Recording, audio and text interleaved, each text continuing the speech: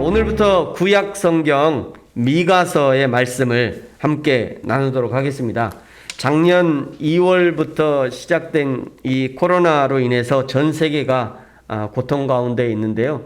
오늘 아침에 보니까 현재 전 세계 확진자가 1억 630만 6,706명, 어제 기준입니다. 1억 600만 명이 지금 코로나에 걸려 있고요.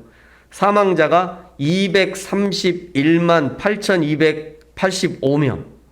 어제 하루 사망자가 6,695명이더라고요. 지금 이 정도면 2차 세계대전보다 더 많이 지금 사람이 죽고 있어요. 이 코로나로 인해서 말이죠. 미국은 하루에 10만 명 이상씩 확진자가 늘어나고 있고요. 사망자는 하루에 2,500명에서 3,000명씩. 사망자가 말이죠. 사망자가 하루면 2,500명에서 3,000명이 사망하고 있어요. 우리나라는 최근에는 약 300명에서 400명대 계속 확진자가 왔다 갔다 하고 있고요. 거리두기가 2.5단계로 상향되면서 유지가 되면서 자영업은 거의 폐업의 수준에 몰리고 있습니다. 이제 백신이 수입이 되어서 곧 이제 접종이 시작된다고 하죠. 그래도 올해 연말쯤 가야 아마 집단 면역이 될 것이다. 이렇게 얘기하고 있는 거 보니까 올해도 올 8월에도 어쩔 수 없이 마스크를 잘 쓰고 다녀야 되는 그런 상황이 되는 것 같아요. 지금은 코로나에 걸리지 않는 것이 최선입니다. 예수를 잘 믿으면 코로나에 안 걸리고 교회 잘 다니고 예배 잘 하면 코로나에 안 걸린다는 그런 소리에 혹해서는 안 돼요. 그런 말을 해서도 안 되고 그런 말을 한다고 거기에 혹해서도 안 됩니다. 지금은 주의하고 한 번 더 주의하고 돌아서서 한 번 더 주의하고 마지막에 한 번 더 주의하고 그것이 최선이에요. 어찌할 수가 없어요. 나 자신이, 우리 가족이, 나의 이웃이, 사랑하는 사람들이 위험에 빠지지 않도록 주의하는 것이 최선입니다. 이 어려운 시기에 하나님이 우리에게 어떤 메시지를 전달하고 싶으실까? 제가 지난 1월에 그 예수님의 삼중직 시리즈를 계속 말씀하시면서 이것이 끝나고 나면 어떤 메시지를 하나님이 주시기 원하신가? 이 시대 가운데, 우리 가운데 하나님 어떤 말씀을 주시기 원하십니까? 이렇게 기도하는 가운데 가장 먼저 떠오른 말씀이 오늘 미가서였습니다. 보통 선지자 미가를 위로의 선지자 이렇게 얘기합니다. 그래서 아마 제가 여기에 먼저 생각났을지 몰라요. 우리 성도들 참 코로나로 인해서 지치고 세계도 코로나로 인해서 힘든데 하나님 위로의 메시지가 없을까요? 그랬더니 위로의 선지자 미가서가 있잖아. 이런 마음이 제 마음이 이렇게 생각이 되었어요. 그래서 이제 오늘부터 이제 미가서를 같이 살피도록 하겠습니다. 그런데 제가 미가서를 살펴보니까요, 위로와는 조금 다른 메시지들이 등장하더라고요. 위로라고 하는 이 단어보다는 오히려 심판, 멸망, 우상숭배, 이스라엘의 죄, 이방인의 죄, 이런 것만 쭉 나와요. 메시지가. 잠시 미가서를 살펴보다가요, 아주 절망에 빠졌어요. 근데 이게 뭐야, 나는 위로 좀 하려고 그랬더니 하나님이 위로의 메시지를 달라고 그랬더니 살펴보니까 전부 다 심판, 멸망, 우상숭배 이런 것밖에 없는 거예요. 근데 제가 잠깐 다시 한번 생각해 봤어요. 하나님의 위로란 무엇인가? 하나님의 위로. 하나님의 위로라는 것은요, 절망 중 위로입니다. 하나님의 위로는 심판에서의 구원인 거예요. 죄에서의 구원, 또 상처에서의 치유, 이런 것들이 하나님의 위로라는 것을 알게 되었습니다. 그러고 보니까 오늘 2021년을 살아가는 우리 성도들, 또 교회들, 그리고 전 세계와 열방의 고통을 위로해 줄 너무도 적절한 말씀이 아닌가라는 생각들을 하게 되었습니다. 디모데후서 3장 16절에 보면 우리가 너무나 잘 아는 이런 말씀이 있죠. 모든 성경은 하나님의 감동으로 된 것이로 교훈과 책망과 바르게 함과 의로 교육하기에 유익하니 이는 하나님의 사람으로 온전하게 하며 모든 선한 일을 행한 능력을 갖추게 하려 함이라. 여기 중요한 게 모든 성경은이죠. 모든 성경은 유익하다는 거예요. 모든 성경은 유익하다. 디모데전서 4장 4절에도 이렇게 말씀합니다. 하나님의 지으신 모든 것이 선하다. 하나님이 지으신 모든 것이 선할 뿐만 아니라 하나님이 말씀하신 모든 것이 선하신 거예요. 그러므로 하나님의 말씀을 읽다가 말이죠. 여러분, 저와 여러분이 언제 미가서의 설교를 듣다가 또는 하나님의 말씀을 묵상하다가 하나님의 말씀을 읽다가 그 하나님의 말씀 가운데 저주와 심판과 징계와 책망의 말씀이 쏟아진다 해도 그 하나님의 말씀이야말로 나를 구원하고 치료하고 위로하고 나를 회복시키는 말씀이라는 것을 믿으시기 바랍니다. 이 하나님의 말씀을 듣다가 나의 마음이 상하게 되고 나의 심령이 괴롭게 되고 위로가 되기보다는 오히려 내 마음을 더 아프게 하는 말씀이 있다 해도 만약 그것이 하나님의 말씀이라면 오히려 그 말씀은 내 입에는 쓰지만 양약이 되어서 나를 회복시키는 말씀이 될 것입니다. 그것을 믿으셔야 돼요. 그것이 말씀을 대하는 우리의 태도여야 합니다. 그러므로 사랑하는 성도 여러분, 오늘부터 이 미가서의 말씀을 찬찬히 살펴보면서 하나님이 주시는 위로와 회복과 치유와 하나됨, 여호와 하나님과 하나됨의 은혜를 맛보고 경험하기 위해서 그럼 우리는 어떻게 해야 되는가? 날선 검과 같은 하나님의 말씀을 잘 들으시고 그 하나님의 말씀을 인정하고 하나님의 말씀 앞에 엎드러지는 저와 여러분이 되어지기를 예수님의 이름으로 축복합니다. 미가서를 기록한 사람은 오늘 1절에 보니까요, 모레셋 사람 미가 이렇게 나와 있습니다. 모레셋 사람 미가가 이 미가서를 기록한 거예요. 모레셋이라고 하는 동네가 어디냐면요, 여기가 예루살렘인데요, 이 예루살렘에서 남서쪽으로 약 30km 가량 떨어진 시골 동네였습니다. 그러니까 미가 선지자는 그러니까 이 시골에 이게 모레셋이라고 하는 동네에 있는 선지자였으니까 미가라는 선지자는 시골 사람인 거예요. 시골 사람. 미가는 시골에서 농사짓고 양을 치다가 어느 날 하나님의 부르심을 입어 선지자가 된 사람인 거예요. 하나님의 부르심에는 차별이 없습니다. 여러분, 하나님의 부르심에는 결코 차별이 없으셔요. 공부 많이 한 사람만 부르시는 것도 아니고 잘생긴 사람만 부르시는 것이 아닙니다. 그러므로 사랑하는 성도 여러분, 언제든지 하나님이 나를 부르셔서 사용하고자 할 때 하나님의 손에 마음껏 쓰임받을 수 있도록 늘 준비하시는 것이 좋습니다. 실력적으로도 준비해야 되고요, 인품적으로도 준비해야 돼요. 그래서 성경도 늘 얘기하잖아요. 언제든지 준비하라고.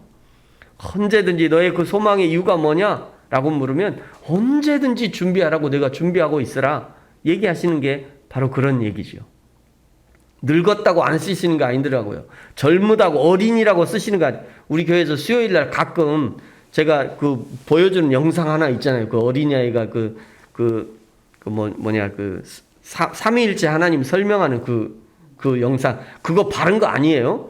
그거 아이가 잘못 이해하고 있는 건데도 불구하고 어쨌든지 그 아이가 그 하나님을 설명하는 그것이요, 얼마나 많은 사람들에게 교훈이 되기도 하고, 이거 아닙니다, 우리 교회에서는 이거 아니에요 라고 교훈하는 거지만 그 어린아이의 고백이 말이죠, 어쨌든지 쓰임받는 거잖아요. 그렇죠? 언제든지 우리가 준비하고 있어야 돼요. 하나님 앞에. 나는 아직 아니야, 하나님 나 아직 쓰지 마세요, 나는 아직 쓸만할 때가 아니, 그렇게 할 때가 아니에요. 언제든지 하나님이 내가 오늘 너를 좀 잠깐 써야 되겠다 라고 하실 때, 예 주님 제가 여기 있습니다, 나를 사용하십시오. 이것이 바른 신앙의 자세가 되는 것입니다. 미가서와 이사야 두 성경은 모두 시대적인 배경이 비슷합니다. 미가서 1장 1절에는요, 남유다의 왕 요담, 아하스, 히스기야의 시대 이렇게 기록하고 있고요. 이사야도 비슷하게 기록하고 있는데 유다 왕, 여기 유다가 남유다잖아요. 유다 왕 우시아와 요담과 아하스와 히스기야 시대에라고 기록하고 있어요. 예언한 내용도 비슷합니다. 미가는요 사마리아와 예루살렘에 관한 묵시라 이렇게 기록하고 있는데 이사야는 유다와 예루살렘에 관한 말씀이다 라고 기록하고 있어요. 사마리아는 북이스라엘의 중심지였고요, 예루살렘은 남유다의 중심지였습니다.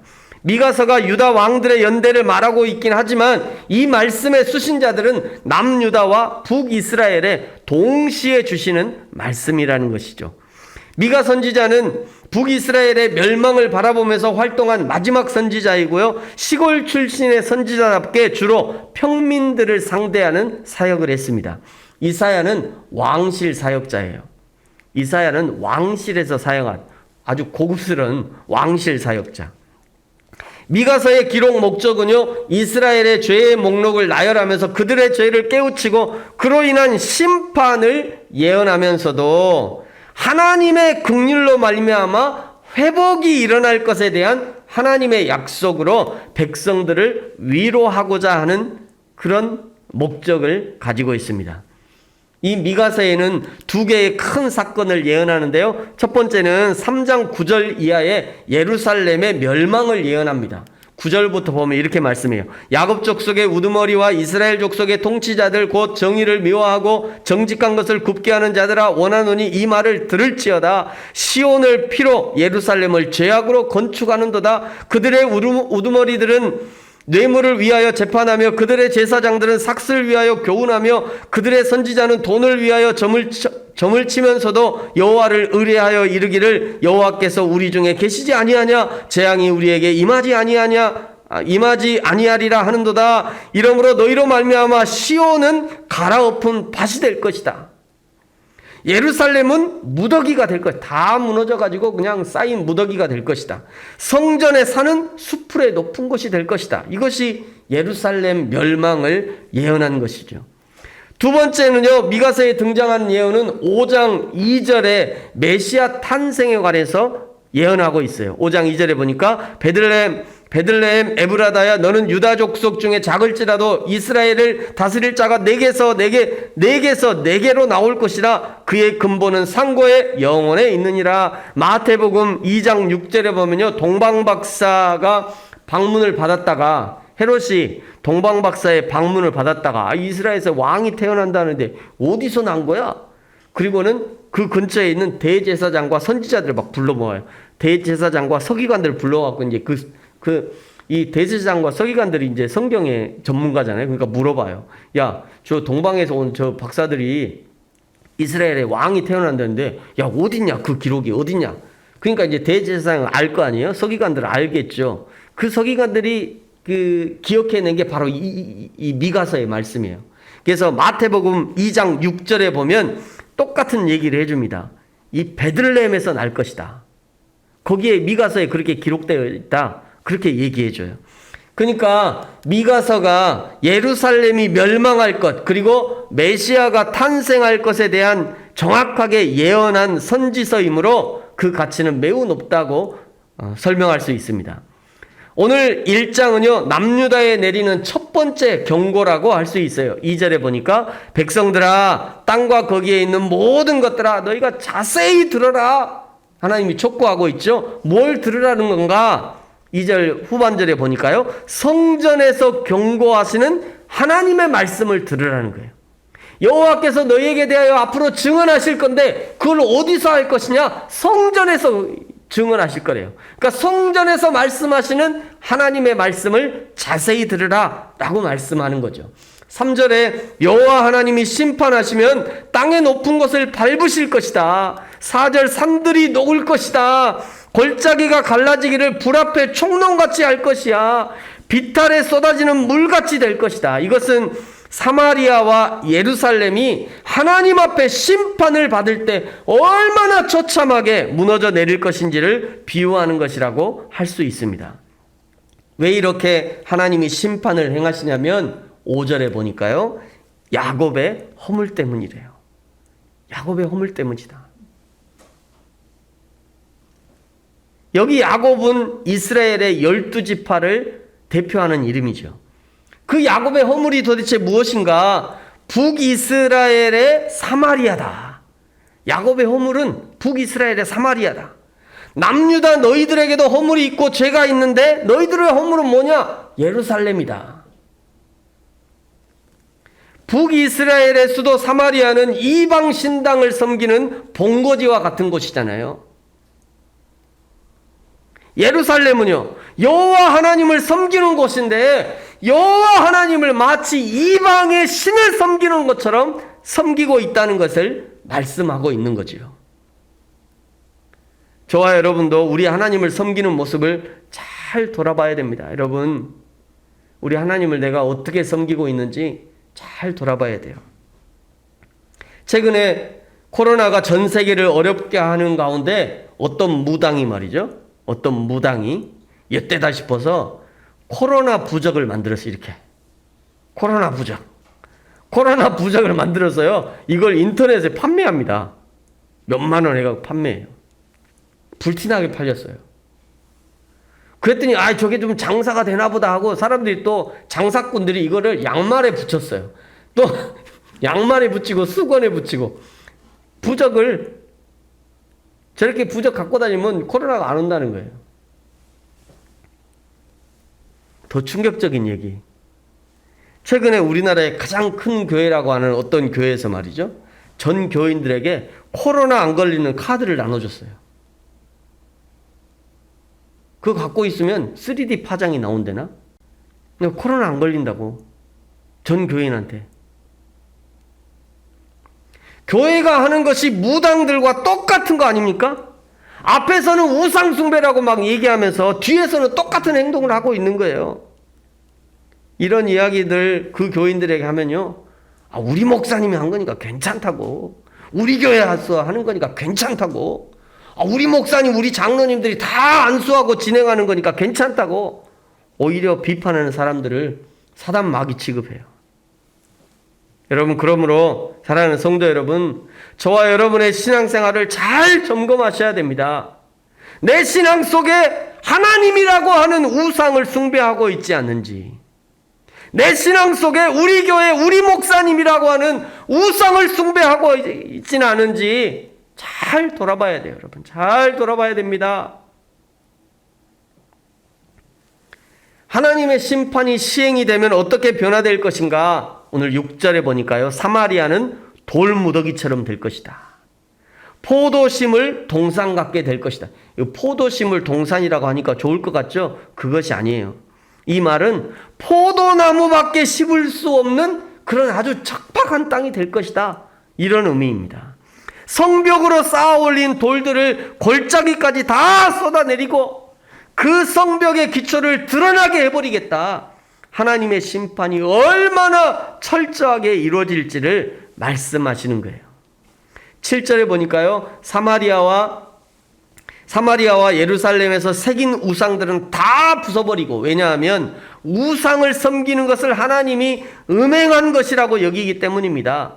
우상을 새기느라고 수고한 모든 것이 음행의 값이라는 거예요. 기생의 값인데 그것은 기생의 값으로 돌아갈 것이다. 이방인들이 다 빼앗아갈 것을 말씀하는 거죠. 이렇게 하나님의 심판은 철저하고 무섭습니다. 이것이 죄의 대가이며 이것이 하나님 아닌 것을 섬긴 대가이고 음행한 대가인 것이에요. 하나님 아닌 것으로 만족하려 했던 대가이며 우상을 끌어안은 대가인 것이에요. 사랑하는 성도 여러분, 오직 여호와 하나님만으로 만족하는 인생을 사시기 바랍니다.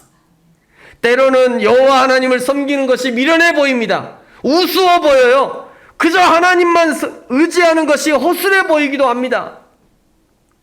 제가 며칠 전에 그 간증을 하나 봤는데요. 엄정화? 유명한 그 가수 있잖아요. 엄정화. 제가 보내드리기도 했는데, 엄정화 씨가 이제 예수를 잘 믿는 분인데, 이전에 예수 믿기 전에, 무슨 하나님을 믿냐. 하나님은 의지가 나약한 사람이나 믿는 거지. 하나님은 어디 기댈 데가 없는 사람이 하나님 믿는 거지. 무슨 하나님 믿어? 그렇게 생각했다는 거예요. 근데 어느 날 그분이 예수님을 만나고 하나님 만나고 지금 잘 믿고 있더라고요. 여러분, 여호와 하나님의 보호가 가장 안전합니다. 여호와 하나님의 날개 밑이 가장 평안합니다. 여호와 하나님의 날개 그늘 아래 쉬는 것이 안식을 누릴 수 있는 최적의 장소라는 것을 잊지 마시기 바랍니다. 이제 10절부터는요, 하나님의 심판의 메시지를 받는 미가가 하나님의 심판에 노출된 도시들을 하나씩 그 이름을 부르고 있어요. 10절에 보니까 가드에는요, 알리지 말고 도무지 울지 말래요. 가드에, 야, 니네 이제 하나님의 심판이 곧 시작될 거야. 그거 알려주지 말라는 거예요. 그거 알려주지도 말고 그 가드가 심판받을 때 너희 울지도 마. 자, 심판받을 도시 10절에 가드, 그 다음에 베들레아브라, 그죠? 11절에 사빌, 사난, 벳에셀, 12절에 마롯, 13절에 라기스, 14절에 가드모레셋, 15절에 마레사. 여기 언급된 도시들의 죄악성을 일일이 거론하지 않더라도 만약 미가 선지자가 말이죠, 하나님이 직접 주신 그 심판의 명단을 딱 들고 와가지고, 야, 지금부터 내가 하나님의 심판을 받을 도시들 부를 테니까 다들 주의하고 들어. 그러니까 하나님 이제 미가가 부르는 거예요. 1번 가드, 막 벌벌 떨 거 아니에요? 2번 베들레아브라, 3번 사빌. 아주 이스라엘 백성들이요, 그 주민 대표들이 다 나와가지고 이 미가 선지자 앞에 부들부들 떨었을 거예요. 부들부들. 만약에 생각해 보세요. 우리 여기 중국 모아타운이잖아요. 어느 날 갑자기, 그냥 상상해 보는 거예요. 어느 날 갑자기 하나님이 갑자기 내려오셔갖고, 야, 방송합니다. 저희 중국 모아타운 관리사무실입니다. 지금 하나님이 오셨는데, 하나님이 죄악 그 명단을 가져오셨는데, 이 명단에 기록된 사람이 오늘 지옥에 떨어질 겁니다. 지금부터 명단 발표하겠습니다. 105동. 내가 만약에 105동 있었는데, 105동, 우와! 얼마나 놀라겠어요. 105동, 1100호 사는 사람들은 다 사시나무들을 뜰 거예요. 지금 그런 상황이라고요. 미가가 지금 그런 명단을 지금 부르고 있는 거예요. 사랑하는 성도 여러분, 저와 여러분은 어떻습니까? 우리의 신앙생활은 어떻게 하고 계십니까? 여러분의 신앙생활 잘 점검하고 계십니까? 우리 하나님이 저와 여러분의 명단을 부를 때 우리의 이름은 심판의 명단에 있을까요? 아니면 상급의 명단에 있을까요? 나 교회 받으니까 무조건 상급이지.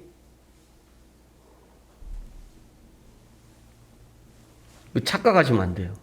몰라요, 우리는.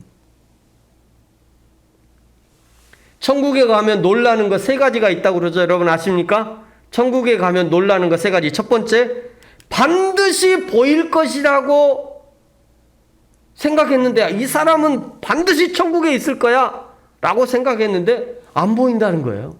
깜짝 놀랐다는 겁니다. 두 번째는요, 어떻게 저 사람이 천국에 가지 생각했는데 그 사람이 저기 앉아있다는 거예요. 야, 저 사람이 어떻게 천국에 올 수 있지? 세 번째는 뭔지 아세요? 나 같은 자가 천국에 있다는 거에 놀란다는 거예요. 그러므로 사도 바울이 우리에게 이렇게 권면하는 겁니다. 빌립보서 2장 12절 같이 한번 읽을까요? 시작. 그러므로 나의 사랑하는 자들아, 너희가 나 있을 때뿐만 아니라 더욱 지금 나 없을 때에도 항상 복종하여 두렵고 떨림으로 너희 구원을 이루라. 아멘. 이 땅에서 숨쉬는 마지막 순간까지 두렵고 떨림을 가지고 하나님 앞에서 늘 겸손하고 늘 은혜를 구하고 늘 성령의 인도하심을 바랄 때 하나님 앞에서 눈뜨게 되는 영광을 맞이하게 되는 것입니다. 16절의 마지막 절에서요, 미가 선지자는 이제까지 12성읍의 파멸을 예언한 후에 재난의 시작을 예언하면서 유다의 파멸을 애통합니다. 여러분이 16절 같이 한번 읽을까요? 시작. 너는 내 기뻐하는 자식으로 인하여 내 머리털을 깎아 대머리 같게 할지어다. 내 머리가 크게 벗어지게 하기를 독수리 같게 할지어다. 이는 그들이 사로잡혀 너를 떠났음이라. 아멘. 당시의 사람들에게 이 머리털은요, 능력과 권능을 상징했습니다. 그래서 하나님 앞에 구별된 나실인들은 머리털을 깎지 않는 거예요. 삼손이 머리가 긴 이유도 그것 때문 아닙니까? 세례 요한이 머리를 깎지 않은 것도 바로 그런 이유에서였어요. 그러나 유다는 대머리 같게 하고, 유다를 대머리 같게 하고 머리털이 없는 독수리처럼 머리털을 깎이게 되고, 하나님의 심판의 도구인 바벨론의 침략 앞에서 무기력하게 무릎을 꿇게 되고 파멸당해서 포로로 끌려갈 것이다 라고 말하는 것이에요. 유다의 종말은 그들이 사로잡혀서 예루살렘을 떠나는 것, 즉 바벨론의 침략으로 인해 유린을 당하고 유배를 당하는 것이었습니다. 이런 심판의 상황을 미가서를 시작하는 1장부터 아주 자세하게 설명하시는 이유가 뭔가 여유도 없어요. 그냥 예고도 없잖아요. 경고도 없어요. 바로 그냥 이 1장부터 바로 이 하나님의 심판을 말씀하고 있는 거예요. 왜 그럴까요? 왜 1장부터 바로 이렇게 심각한 멸망을 얘기하는 거죠? 어서 하나님의 품으로 돌아오라는 거예요. 시간이 없다는 겁니다. 더 이상 미룰 시간이 없다는 거예요. 지금 당장 하나님 앞에 돌아오라. 지금 그 얘기를 하고 있는 겁니다. 죄악의 길에서 돌이켜 하나님의 진리로 돌아오라는 것입니다. 이것이 하나님의 마음이고 이것이 사마리아와 예루살렘이 사는 길이라는 거예요. 사랑하는 성도 여러분, 저와 여러분이 사는 길은 여호와 하나님께 돌아오는 것뿐입니다. 저와 여러분이 사는 것은 다른 방법이 없어요. 하나님께 돌아와야 합니다. 여러분, 코로나가 왜 시작되었습니까? 하나님보다 더 좋아하는 것들 때문에 코로나가 생긴 거 아닙니까? 코로나를 종식시키는 것도 결국 겸손하게 하나님 앞에 엎드리고 자신의 죄를 자복하고 회개하고 다시 하나님 앞에 돌아가는 것이 가장 빠른 길일 거예요. 이제 오늘부터 시작된 미가서의 말씀을 통해서 절망 중에 위로하시는 하나님, 심판에서 구원하시는 하나님, 죄에서 구원하시며 상처에서 치유하시는 하나님의 은혜를 경험하게 되고, 이 땅에서 하나님의 심판의 대상이 아니라 여호와 하나님의 은혜와 긍휼의 대상으로 기억되는 저와 여러분이 되어지기를 예수님의 이름으로 축복합니다. 같이 한번 기도하겠습니다.